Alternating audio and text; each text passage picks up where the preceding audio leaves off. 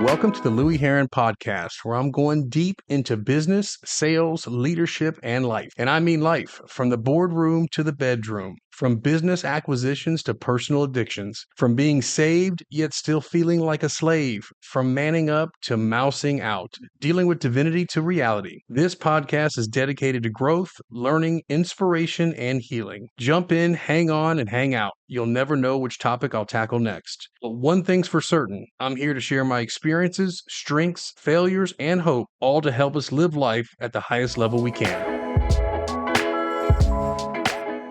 Hey guys, what's going on? It's Louie Herron. Another week. I'm excited to bring to you today some information I think is going to be transformative. We've got a week that has gone behind us now as we approach the new week. Question for you: course correction time, focusing on expansion, right? Not perfection, trying to get better every day, every time, without fail, no exceptions. And today, I'm going to talk about some things that I think are going to be highly beneficial. But before I do that, real quick, I want to let everybody know just a quick thank you. Those that are listening to the podcast, those that have subscribed, those that have shared, means the world to me. Obviously, building a podcast, getting things going, when you know you have transformative information, when you know you love people, you love God, you want to try to serve the world, you want to try to give the best version of yourself, not only to yourself, but you also want to give it to others, and again, I think the podcast is fantastic. I'm working hard on really the most important thing is to try to give of myself to those that are closest to me. You can't change the world, you can't change a community if you can't change a household, right? If you can't change, your relationships that mean the most, your family. And we always talk about body, being, balance, and business. And those are the four quadrants I always like to focus on. But again, you're talking about your being, and your balance is your relationships, and being the best version of yourself is critical. So again, I want to thank you guys, those that are listening, and continue to share, subscribe, and actually, if you wouldn't mind, if you have a podcast that really resonates with you, comment, and give me a review. Would love to read them and see what your feedback would be, and also if there's any content that you'd like to hear. Last week we talked about alcohol. Alcohol is a sensitive subject. A lot of people struggle with that. There's a lot of types of sedation that we do to numb and try to escape what we're feeling. Because in the end, that's what we want to do. Is we want to feel better. We don't want to feel pain. We don't want to feel the feelings that we're feeling, so we distract. And so hopefully you got a lot out of that. This week we're talking about 6 things that I urge you to stop doing now. So in efforts of growing, getting better, expanding, these are 6 things that I think really, um, you know, I wouldn't have come up with them if I hadn't struggled with them in my life, right? So I think they're important because the podcast is business, sales, leadership, and life's lessons. So again, a lot of my coaching that I do, I cover a lot of these things. Again, remember my business experience in owning a dealership and operating many facets of that business for a long period of time present many opportunities for me grow personally, expand personally, and actually teach me a lot of lessons. And then in a lot of my coaching that I do, that's kind of the basis I come from. It's my own experience as well as the successes I've had and some of the failures, things that I think we should stay away from that are not going to be prohibitive. And today, 6 things you should stop doing right now is going to be critical. Again, remember, it's not always about the business plan, but in most cases, it's about the businessman. That's what helps us max out our life and our business, right? Or businesswoman, right? So if anyone's interested or knows anyone that would like to receive some coaching or anything that I can do to help them out, we're always interested in doing so. You simply can DM me directly to the Heron Auto Group, which is on almost every social media platform.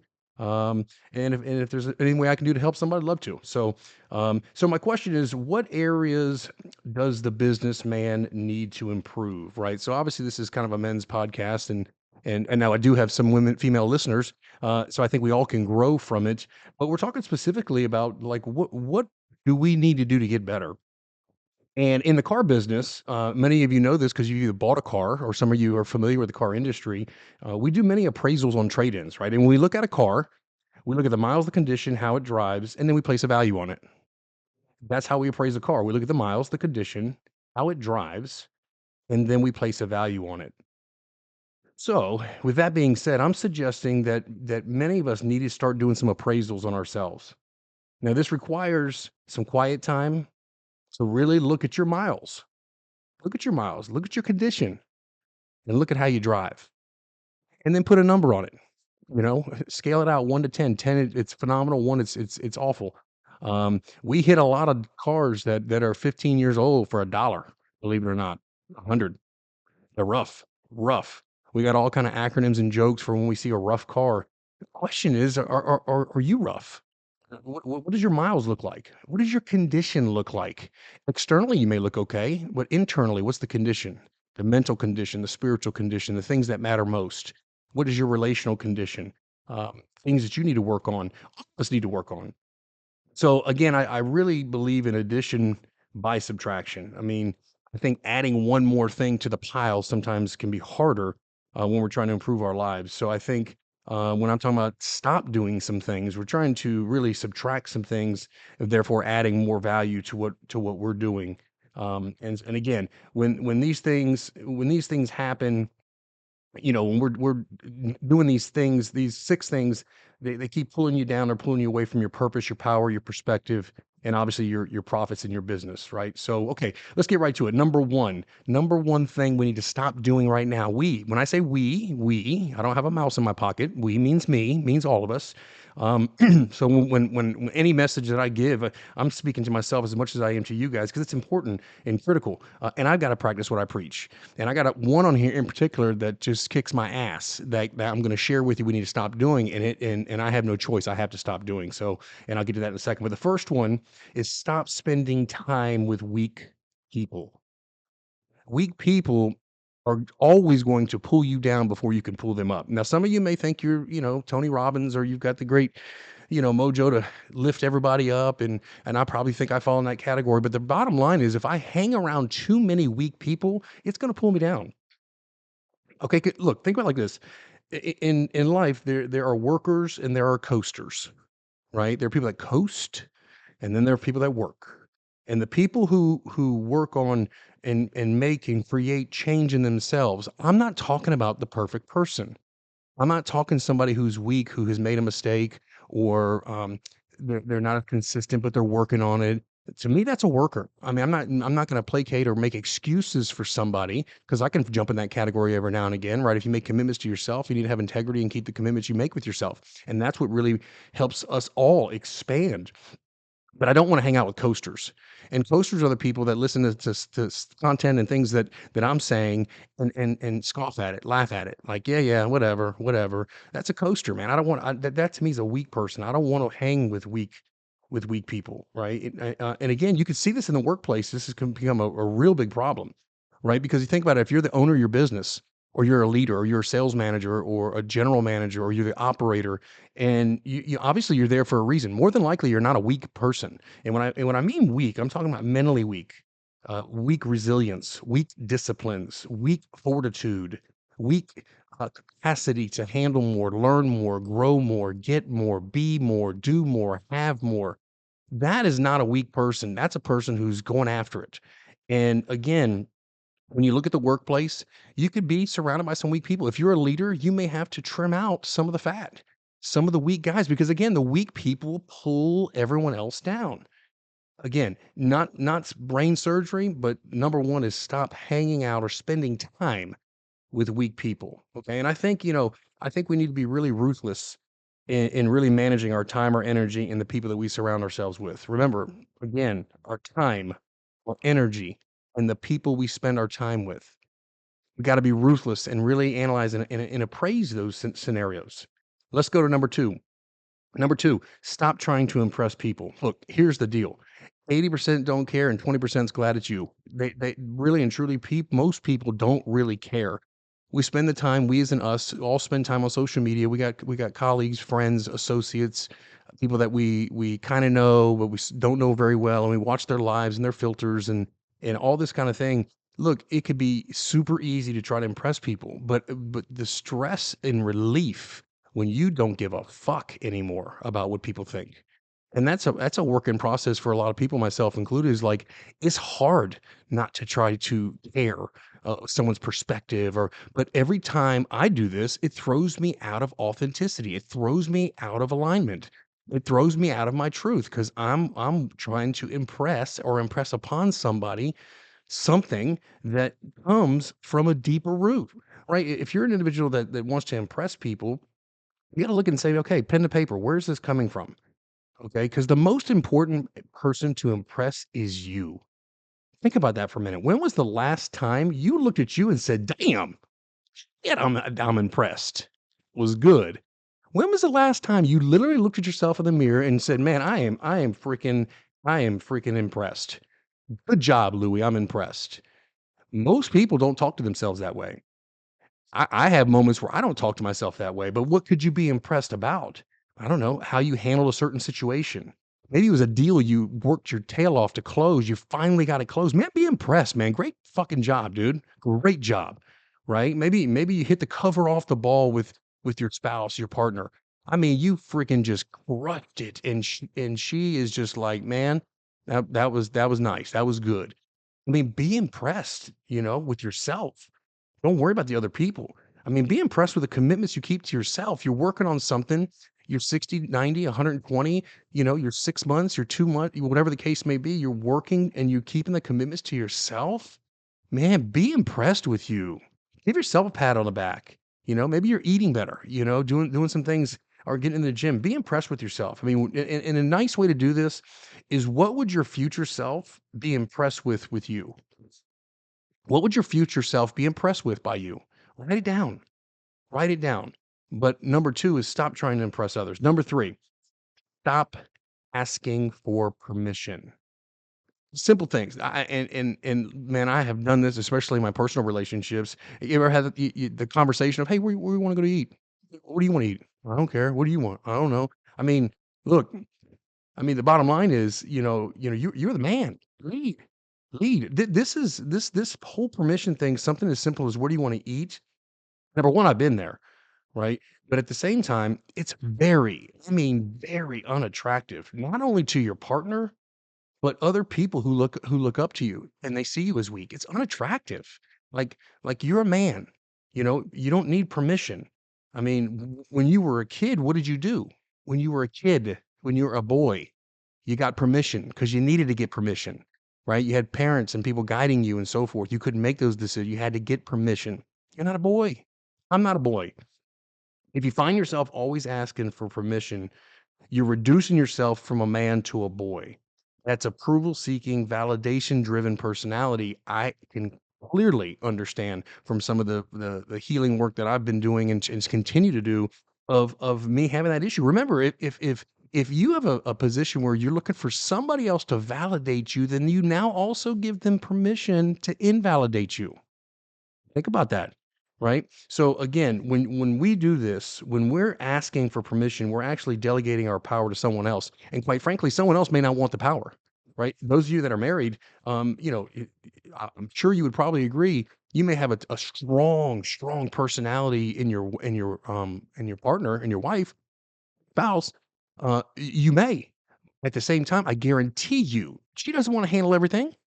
She doesn't want everything on her shoulders. She's already got the kids, she got this, she's got that, she got this, she's got that, and I'm sure she's already told you, "Dude, step up, step up, step up. I don't wanna make every decision. I need help. I need support. I need you to move. I need you to make a move." I've fallen into that trap and still have to watch that trap. It is tough, but again, number 3 is stop asking for permission. Number 4, stop creating imaginary problems, man. I mean, in other words, stop complaining about problems that may exist, but they do not exist right now. Think about that for a second.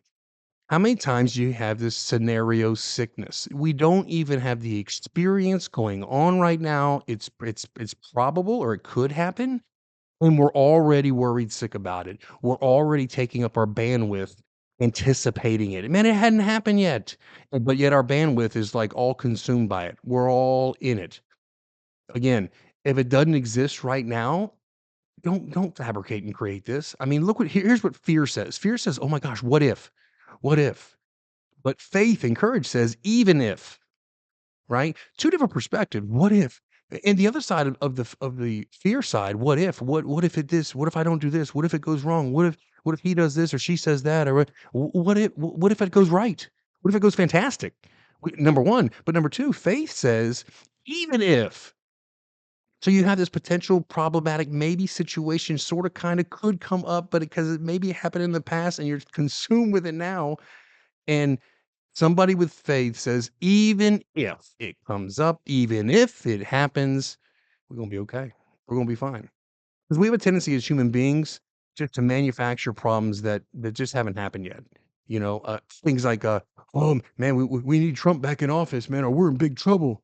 Um, you know, uh, if we don't hit our number, people around here are gonna get fired, or, "Man, if I try my own podcast or try to maybe launch my own business, it may fail, or I'll be embarrassed, and I'll waste all this money on equipment and blah, blah, blah." Look, some of these may be potential truths, depending on your belief system, but they haven't happened yet.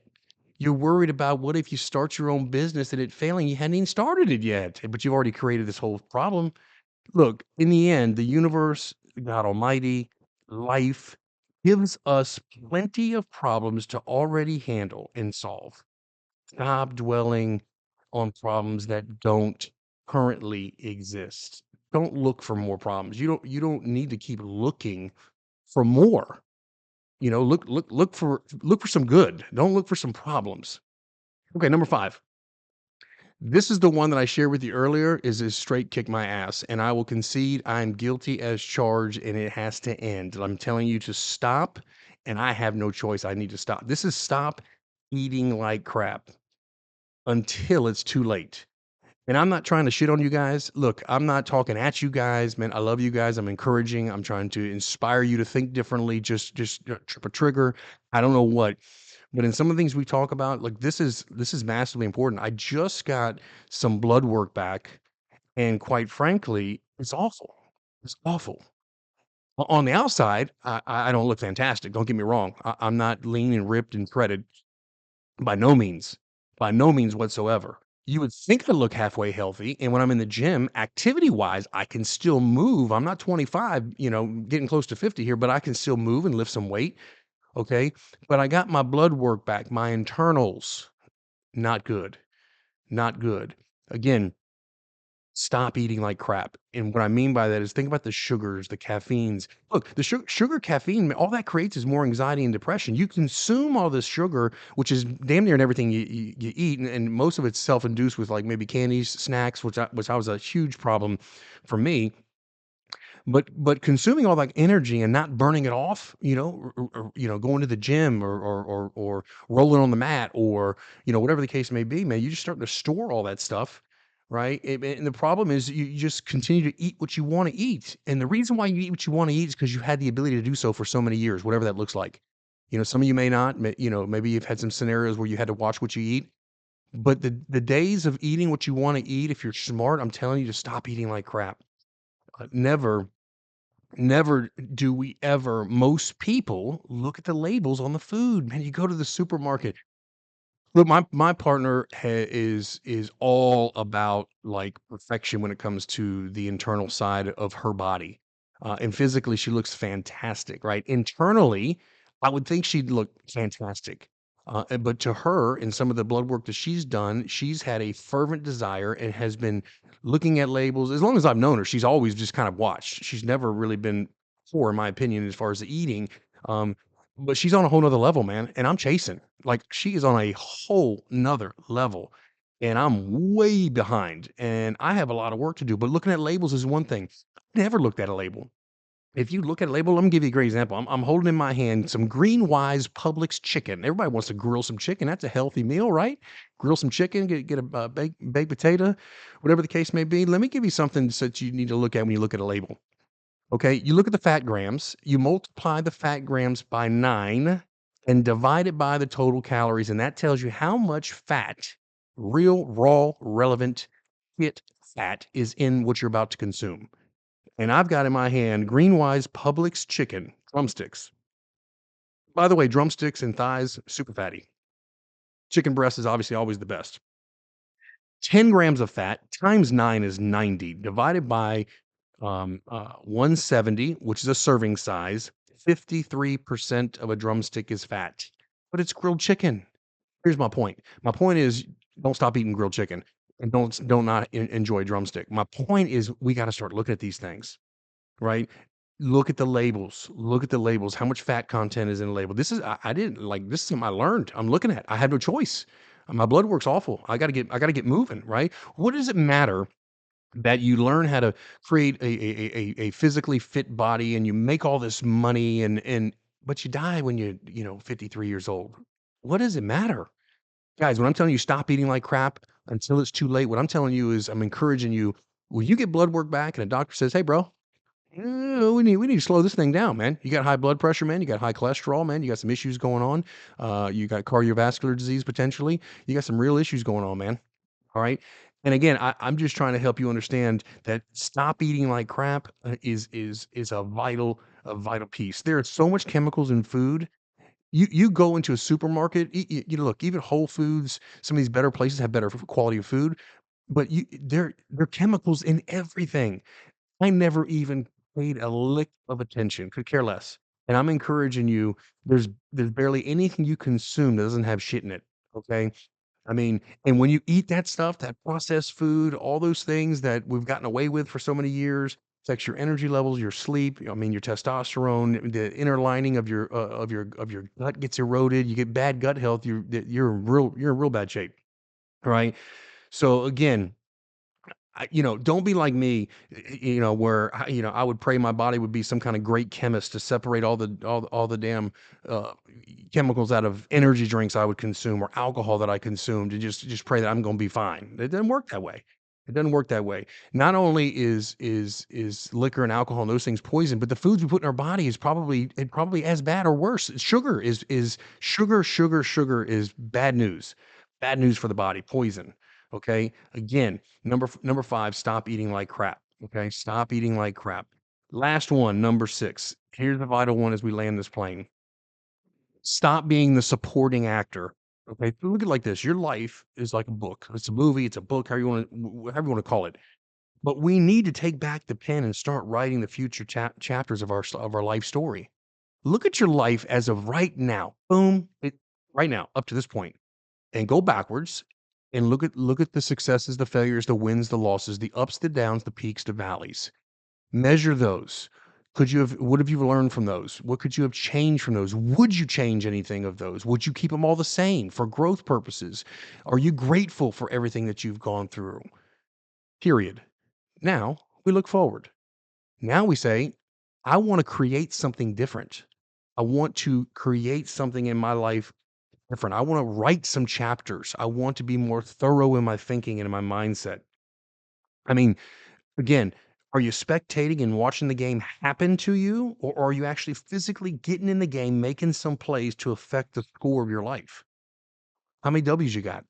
You throwing a few L's in the L column? We've all got some wins and losses. All of us do. But the good news is we can rewrite the story, we can rewrite the chapters whenever we take back the pen. We just take back the pen and start figuring out exactly what we want. Stop focusing on what we don't want and start focusing on what we want. If you're the supporting actor in your movie, then basically you're being told what to do, be, or have by others. That's just the bottom line. You only have so much time on this go around. All of us, right? I'm 49. If the good Lord gives me till I'm 80, that's 31 more years. In a blink of an eye, that'll go, right? I hope I can live to 100, at least you know what I'm saying. But the point is I've only got one go around, man. This experience is one time. I got this experience just one time. And look, I close with this. At the end of your movie, when the credits roll, will it say you were supporting actor number 3, or will it say you were the main character? You were the star, baby. You were the star. Look, if nobody has told you you're amazing, let me tell you you're amazing. Has no one told you that I love you or that they love you? I'm gonna tell you that I love you. I think you got everything it takes to be special, to be great. If you're listening to this podcast, you obviously want content and information that inspires, motivates, educates, and influences your behavior, your decisions, and what your outcomes are going to be. Hopefully, we're all driven to be spiritually sound, physically sound, mentally sound, relationally sound, right? We want to make sure we take care of our bodies, our internal bodies, like we talked about today. Look, guys, I hope when I share with you what to stay away from. Those 6 things, again, they're just thought starters for you to go back. If you're driving, listen to this, man, listen to it again and get pen and paper out. Write some take a note or 2, right? Be a student of life.